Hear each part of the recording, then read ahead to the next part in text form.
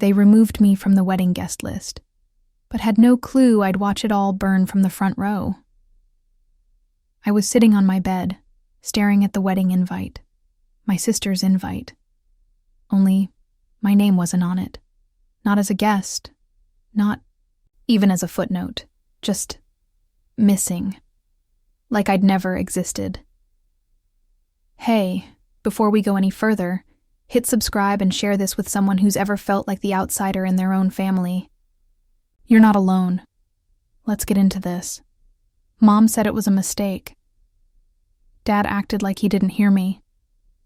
And Emily, my sister, she blocked me when I asked her directly. Just blocked me. Like I was the problem. Like I'd done something unforgivable. Except I hadn't. The last time we talked, I told her I wouldn't be part of the fake smiles and forced compliments at her overpriced engagement party. Apparently, that was enough for the whole family to cut me out. No phone call, no explanation, just a silent lockout from the biggest day of her life. But they didn't know one thing. While they were busy polishing speeches and trying to look perfect in front of strangers, I was building my own kind of perfect, quietly, relentlessly, and no one even noticed. The day they sent the final RSVP list to everyone, I was already gone. One-way ticket. Destination: Reykjavik, Iceland. I didn't go there to escape the wedding. I went there to watch it fall apart. They say karma takes time, but sometimes it shows up right on schedule. I landed in Iceland 2 days before the wedding. Cold winds, icy skies, and yet somehow, it felt warmer than my own family's house. I checked into a luxury suite overlooking the northern lights. Not that they knew. To them, I was probably still sulking in my apartment back home, heartbroken and alone. Let them think that. What they didn't realize was the wedding venue they chose, the dreamy glass chapel perched on the edge of a cliff. I knew someone who owned the land beneath it. An old friend from college, Alec, who had turned that spot into one of the most exclusive event spaces in Iceland. We hadn't spoken in years. Until I sent him one text. Need a favor. A big one. And Alec delivered. He didn't just grant me access. He gave me a seat. Not at the guest table, not at the back, but in the building, unseen, watching it unfold. Every lie, every fake laugh, every crumbling smile.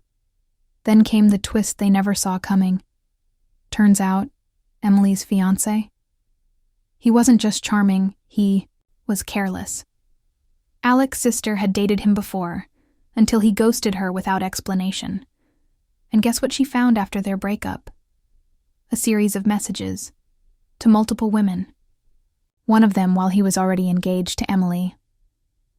I didn't plan to destroy her wedding, but I also wasn't about to stop what was already on its way. So I gave Alec's sister one message too. If you ever wanted the truth to come out, this is your moment. And trust me, she delivered it. In front of everyone. The music stopped mid-vow, not because someone forgot the lines, not because of a cute mistake or a nervous giggle. No. It stopped because Alec's sister, Natalie, stood up from her seat, heels clicking against the glass floor, like a countdown ticking toward impact. Everyone turned. Cameras lowered. Emily's smile froze in place. And then Natalie said it. Calm, loud, crystal clear. Before you say I do, maybe ask him why he told me the same thing. 6 months ago. Silence. The kind that wraps around your throat. The priest blinked. My parents stared, mouths half open. The guests shifted in their chairs like they were watching a live car crash, unable to look away. Emily? She looked at her fiancé, Jason, waiting for him to deny it. He didn't. He just stood there, stammering, like the words had been sucked out of his lungs. Natalie pulled out her phone. Screenshots, voice notes, time-stamped proof. She passed it to Emily like a wedding gift wrapped in shame. And that's when Emily did something even I didn't see coming. She turned to my mom and said, "You knew, didn't you?" Mom didn't answer, but the guilt on her face screamed, loud enough. Apparently Natalie had tried to warn the family weeks ago, and they'd buried it. Too focused on image, too scared of canceling the perfect wedding. They thought ignoring it would make it disappear. Emily tore the veil from her head and threw it on the floor. Then she whispered, barely loud enough, but I heard it, even from where I was sitting. Aria was right. And in that moment, I wasn't the black sheep anymore. I was the only one who ever told her the truth. People started leaving, quietly at first, then faster, more awkwardly. Chairs scraped the floor. Heels clicked in panic. The dream wedding was collapsing in real time, and no one knew what to say or where to look. Jason tried to follow Emily as she stormed down the aisle, but she didn't even glance back. She walked straight out of the glass chapel, past the ocean, view, veil dragging behind her like a torn piece of her old life. My father? He just stood there, frozen. My mother? Busy trying to calm guests and hide the humiliation under fake smiles. But I wasn't watching them anymore. I was watching Emily. She didn't know I was there, just a few steps behind, far enough to give her space, but close enough to see the moment. Her hands started shaking. She reached the railing overlooking the icy waves, clutched it like it was the only thing holding her together. I stood still.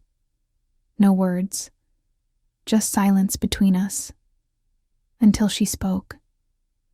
You warned me. And I pushed you away. I walked over, slowly, careful not to break the moment. She turned, tears in her eyes, but this time not from heartbreak, from realization. Why didn't you say I told you so? She asked. I shrugged. Because you already know. That's when she hugged me, tighter than she ever had in our entire life. No pride, no pretending. And just like that, the sister, who once blocked me out of her life, was standing beside me. No veil, no ring, just truth. That day, I didn't just get closure. I got my family back, one piece at a time. And when we left that shattered chapel behind, people still whispering, secrets still echoing through glass walls. Emily held her head high, not as someone who got dumped, but as someone who finally woke up. 3 weeks passed. Not a single family member called me, not to apologize, not to ask where I'd gone. Nothing. But that was fine. I didn't need noise anymore. Emily moved in with me for a while. We weren't just rebuilding trust. We were rediscovering what being sisters actually meant. Late-night talks replaced silence. Laughter started to return in small pieces. And for the first time in years, she started asking questions that mattered. What were you doing all that time? Where did you even get the money to go to Iceland? How did you know so much about Jason before any of us? I smiled. Because finally, she was ready to know. What no one in our family knew, not my parents, not my cousins, not even Emily, was that after college, I didn't just struggle like they assumed. I worked. I bled for every opportunity. While they gossiped at family dinners about how I was lost, I was building something they never took seriously. An app. Simple, clean, focused on mental wellness. At first, it made me nothing. But I kept building, learning, partnering, pitching. And then, 2 years ago, a startup accelerator in Seattle picked it up. Funding followed. Then a licensing deal with a global wellness brand. And now, the app had over 3 million users, and I had equity in a multi-million-dollar company. Not that I bragged about it. That wasn't the point. The point was, while they were measuring worth in wedding rings and social media posts, I was building freedom. So, I told Emily everything, not to show off. but to finally be seen. She cried, not because I was successful, but because she realized how deeply the family had failed to understand me. All those years of being ignored, belittled, mocked for doing nothing. And I was the only one who had done everything. A week later, we got a call from my father. He said they were hosting a family dinner to talk things over. That it would mean a lot if I showed up. I didn't say yes, but I went. This time, I didn't walk in quietly or sit at the corner of the table. I arrived in a black suit, heels sharp, head high, Emily by my side. The moment we walked in, the room shifted. Everyone knew. They didn't need a slideshow or a speech. They could see it in our faces. Power doesn't always need volume. Sometimes it just walks in and owns the room. My mother tried to act like nothing had happened. We've all made mistakes, Aria, but we're still family.